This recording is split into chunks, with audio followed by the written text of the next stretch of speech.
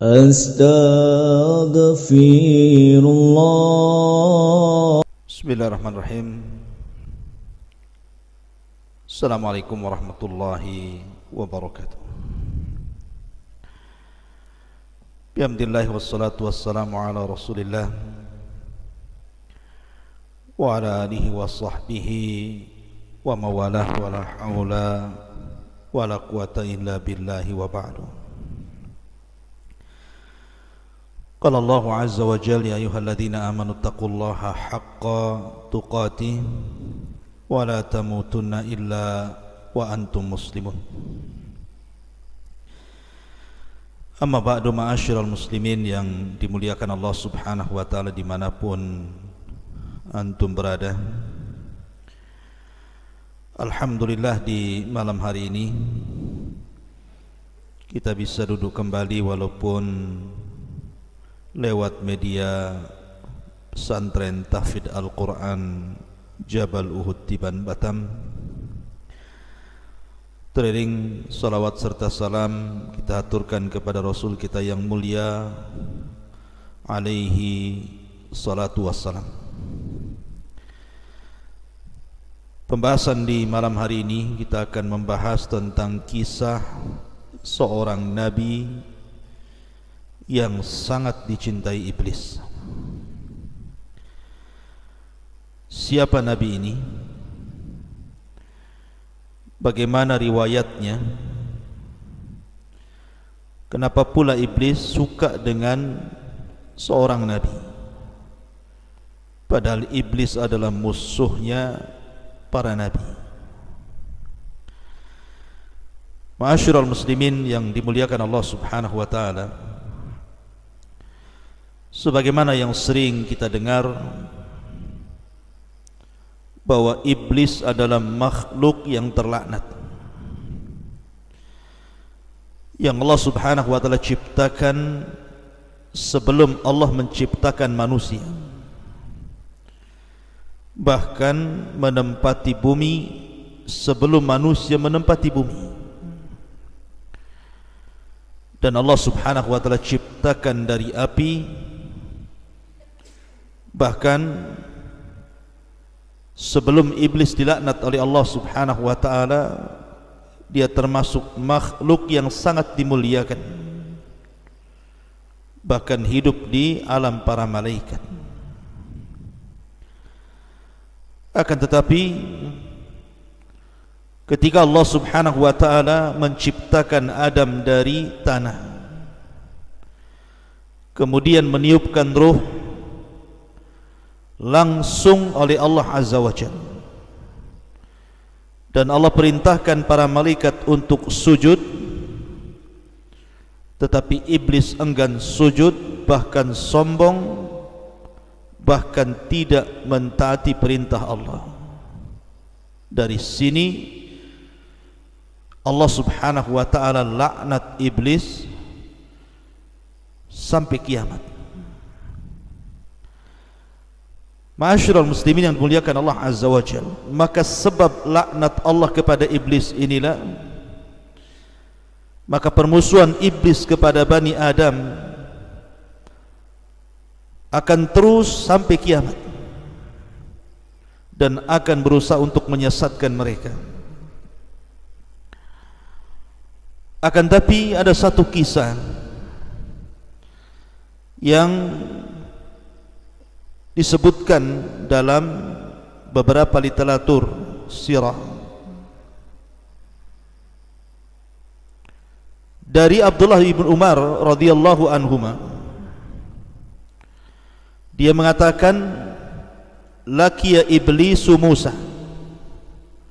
Suatu ketika iblis ini berjumpa dengan Nabi Allah Musa alaihi salatu wassalam. Faqala, dan mengatakan, ya Musa, antal ladzi istafaqallahu birisalati wa kallamaka takliman. Kemudian, wahai Musa, sesungguhnya Allah telah memilihmu dengan risalahnya, dan ia telah mengajak bicara denganmu dengan pembicaraan, artinya Musa adalah kalimullah. Kemudian dia mengatakan, wa ana uridu an atuba fashfa'li ila rabbi.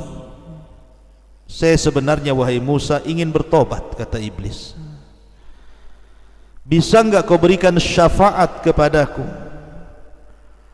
agar Rabbku mengampuni diriku sehingga semua dosa-dosaku diampuninya. Maka Musa alaihi salatu wasallam mengatakan, na'am ya. Maka Musa pun kemudian menghadap Allah. Fada'a Musa rabbahu, maka Musa pun memohon kepada Allah atas permintaan iblis itu. Maka di lain waktu iblis datang lagi kepada Musa dan mengatakan, ya Musa, wahai Musa, sudahkah kau sampaikan hajatku kepada Allah? Maka Musa mengatakan, ya, aku sudah sampaikan hajatmu kepada Allah. Kalau engkau ingin diampuni dosa-dosamu, kata Musa, maka Allah subhanahu wa ta'ala qad amarta an tasjuda li qabri Adam. Syaratnya sujud kau ke kuburan Nabi Adam. Wa yutabu alaika, itu syarat Allah akan mengampuni dosa-dosamu. Ketika mendengar bahwa syarat diterima tobatnya harus sujud di kuburan Adam, fastakbara wa ghadib, tiba-tiba dia sombong dan murka dan mengatakan, lam asjud lahu hayyan fa kaifa asjud lahu mayitan. Wahai Musa, aku tidak pernah sujud kepada Adam di waktu Adam hidup, bagaimana pula aku sujud kepada Adam ketika Adam sudah mati? Mustahil bagiku. Kemudian iblis mengatakan, ya Musa, innalaka alayya haqqan bima syafa'ta li ila rabbik. Wahai Musa, sekarang aku memiliki hutang kebaikan kepadamu, hutang budi kepadamu, karena engkau sudah berusaha untuk menjembataniku untuk bertobat kepada Rabbmu. Fadkurni, maka ingatlah aku, kata Musa, kata iblis, inda thalathin, pada 3 perkara. Ingat aku pada 3 perkara, dan aku akan berusaha untuk menghancurkannya. Pertama, udhkurni hina taghdab. Ingat aku wahai Musa ketika engkau murka, ketika engkau marah. Fa inni ajri minka majrad dam, sesungguhnya aku berjalan di jalan darahmu. Sesungguhnya aku berjalan di jalan darahmu. Artinya bahwa iblis dan juga orang-orangnya, bala tentaranya, akan masuk ke jalan darah manusia, kemudian membuat manusia itu murka karenanya. Makanya kenapa marah itu datang dari syaitan. Salah satu meredamkannya adalah dengan cara wudu, karena syaitan terbuat dari api dan api bisa padam dengan air, maka berwudu kemudian salat. Kemudian yang kedua, wadhkurni hina talqa wadhkurni hina talqa zahfa fa inni atibna adam hina yalqa zahfa fa adqarahu waladahu wa zawjatahu hatta yuwalliha. Ingat aku wahai Musa ketika engkau berjumpa dengan musuh dalam peperangan, karena aku akan datang kepada Bani Adam ketika mereka sedang berjihad, berperang melawan musuh di pertempuran, dan akan diingatkan dengan anak dan istrinya sehingga dia takut mati, akhirnya lari dari peperangan. Kemudian yang terakhir, wa iyyaka an tujalisa imra'atan laysat bidzati mahramin fa inni rasuluha ilaik wa rasuluka ilaiha. Dan ingatlah diriku wahai Musa bahwa hati-hati, tidak boleh engkau berdiam diri dengan seorang wanita yang bukan mahramnya, karena sesungguhnya aku adalah utusan yang akan menggoda dirimu dan menggoda si wanita itu. Maka kata syaitan, kata iblis, ingatlah 3 perkara ini. Bani Adam akan hancur kalau mereka tidak ingat bahwa itu perbuatan iblis. Riwayat ini disebutkan oleh Al-Imam Ibnul Asakir dengan sanadnya dalam Tarikh Dimaski, dan juga Imam Ghazali dalam kitab Ihya Ulumuddin, dan juga Ibnul Jauzi dalam kitabnya Talbis Iblis, dan beberapa juga para ulama mencantumkan dalam kitab-kitab mereka. Ma'asyiral muslimin yang dimuliakan Allah Subhanahu wa taala, termasuk juga Al-Imam As-Suyuti mencantumkan dalam tafsirnya ketika memberikan catatan kepada surah Al-Baqarah 31 sampai 33. Wa 'allama Adama al-asma'a kullaha thumma aradahum 'alal malaikati faqala anbi'uni bi asma'i haula'i in kuntum shadiqin. Qalu subhanaka la ilma lana illa ma 'allamtana innaka antal alimul hakim.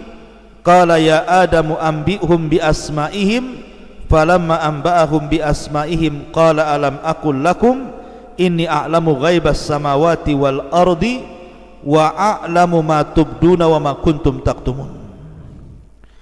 Dan Allah telah mengajarkan seluruh nama-nama kepada Adam, kemudian ditampakkan kepada para malaikat, kemudian dikatakan, beritahu diriku nama-nama mereka jika kalian adalah orang-orang yang benar.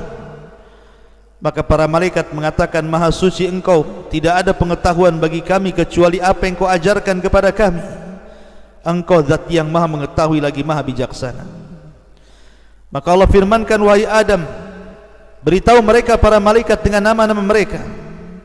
Maka tatkala Adam beritahu mereka para malaikat dengan nama-nama mereka, maka Allah Subhanahu wa taala katakan, bukankah sudah kukatakan kepada kalian, sesungguhnya aku mengetahui kegaiban langit dan bumi, dan aku mengetahui apa yang tampak dan apa yang kalian sembunyikan. Al-Imam Asy-Syuyuti dalam kitab Ad-Durar Nuthur ketika memberikan catatan kepada ayat ini, beliau membawakan sebuah riwayat daripada Imam Ibnu Akhrajahu Ibnu Abi Dunya, dikeluarkan oleh Ibnu Abi Dunya dalam Makayidus Syaitan dari Abdullah ibn Umar radhiyallahu anhuma. Riwayat yang kurang lebih dengan riwayat yang saya baca di atas.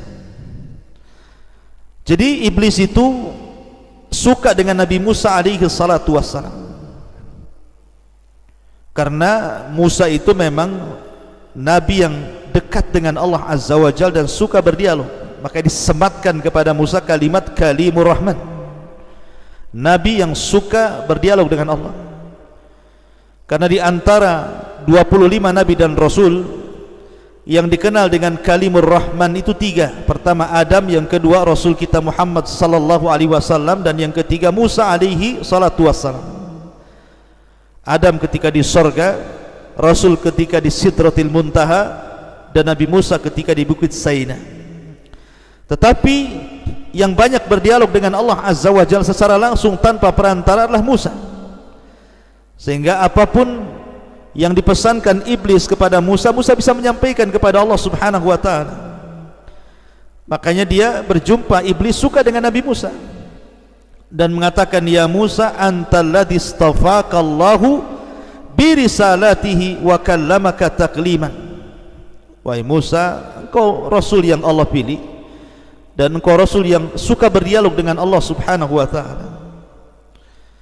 Bagaimana idza tubt, kalau aku seandainya bertobat kepada Allah Azza wa Jalla, apakah aku akan diampuni? Bisakah engkau menjadi perantara diriku dengan Allah? Isfa'li ila Rabbi an yatuba alayya. Bisakah kau menjadi perantara bagiku wahai Musa, bincangkan dengan Rabbku, maukah dia mengampuni dosa-dosaku? Artinya iblis di sini kepengen sekali bertobat sebenarnya. Maka kenapa iblis itu menangis apabila melihat seseorang itu sujud? Dan dia pun mengatakan, Allah perintahkan aku untuk sujud, aku pun tidak sujud, sementara hamba ini perintahkan sujud, dia sujud. Makanya suatu saat di masa Nabi Musa, iblis ini ingin bertobat kepada Allah Azza wa Jalla, dan dia minta kepada Musa sebagai perantaranya. Maka Musa pun fada'a Musa Rabbah, meminta dan berdoa kepada Allah Subhanahu wa ta'ala, menyampaikan permohonan iblis itu. Kemudian setelah Musa menyampaikan keinginan iblis, maka iblis datang kepada Musa, ya Musa, qad qadaita hajataka, wahai Musa, sudahkah engkau melaksanakan hajatmu? Kemudian falakiya Musa iblis, maka Musa pun berjumpa dengan iblis dan mengatakan, ya iblis, qad amarta an tasjuda li qabri Adam wa yutabu alaika. Aku sudah sampaikan perkaramu kepada Allah. Allah hanya minta syarat kepadamu, sujud ke kuburan Adam, nanti Allah akan ampuni dosamu. Maka mendengar disuruh sujud kepada kuburan Adam, ghadib, murka langsung iblis itu, enggak terima. Maka dia mengatakan, lima asjud lahu hayyan asjudu lahu mayyitan. Kenapa aku harus sujud kepada Adam di waktu dia hidup, sekarang kau pula suruh aku sujud di waktu dia mati? Waktu Adam hidup saja aku enggak mau sujud, sekarang dia sudah mati kau perintahkan aku sujud? Oh tidak, aku tidak mau. Maka iblis mengatakan, ya Musa, annalaka alayya haqqan bima syafa'ta li ila rabbik. Wahai Musa, ada 3 perkara yang harus kamu ketahui sebagai imbalan bahwa engkau sudah berusaha untuk menjembatani diriku dengan Rabbku. Maka kemudian iblis pun menyebutkan 3 perkara tadi yang saya ulang.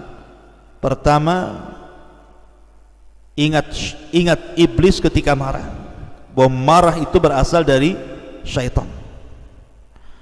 Yang kedua, mengingatkan soal peperangan, bahwa lari dari peperangan itu adalah perbuatan iblis. Kemudian yang ketiga, seorang laki-laki yang berduaan dengan wanita yang bukan mahram, maka itu pun perbuatan iblis. Makanya Nabi SAW bersabda, la yakhluwanna rajulun bimra'ati illa wa thalithuhuma syaitan. Tidak boleh seorang wanita dan laki-laki berdua-duaan dan dua-duanya bukan mahram kecuali yang ketiganya syaitan. Ma'asyiral muslimin yang dimuliakan Allah Azza wa Jalla, inilah 2 riwayat yang disebutkan para ulama bahwa iblis itu menyukai Musa karena memang Musa bisa menjembatani dia dengan Allah Subhanahu wa ta'ala. Tapi ketika Allah sudah berikan putusan, dia bisa menerima tobat iblis dengan syarat menghilangkan kesombongannya untuk sujud kepada Adam, tetapi kesombongannya tidak mau hilang. Ma'asyiral muslimin yang dimuliakan Allah Azza wa Jalla, akan tetapi tentang 2 riwayat ini Syekh Albani rahimahullahu ta'ala menganggap bahwa 2 riwayat ini lemah, sebagaimana disebutkan dalam kitabnya Al-Jami' As-Saghir pada nomor urut hadis ke 2213, bahwa hadis ini lemah, tidak bisa dijadikan sandaran. Tetapi 3 perkara yang disebutkan iblis itu sahih secara makna, karena banyak hadis-hadis yang mendukung tentang 3 perkara itu. Pertama, soal marah. Nabi SAW bersabda ketika seorang datang kepada Rasul minta diwasiati, dinasihati, diminta wejangan kepada Rasul, dan Rasul mengatakan la taghdab, la taghdab, la taghdab, faraddada miraran la taghdab. Jangan marah, jangan marah, jangan marah. Maka Rasul terus mengulang-ulang kalimat nasihat jangan marah itu, karena memang marah itu dari syaitan. Makanya Rasul mengatakan kalau anda sedang marah di waktu berdiri duduk, kalau anda marah waktu duduk baring, kalau anda marah di waktu baring wudu, kalau anda masih marah juga salat, dan begitu seterusnya. Kemudian juga termasuk orang yang lari dari peperangan. Al-Imam Az-Zahabi rahimahullah ta'ala menyebutnya salah satu minal kabair, dosa dari dosa-dosa besar seseorang lari dari peperangan. Kemudian juga seseorang berkhalwah, riwayat-riwayatnya sahih, tapi yang jelas bahwa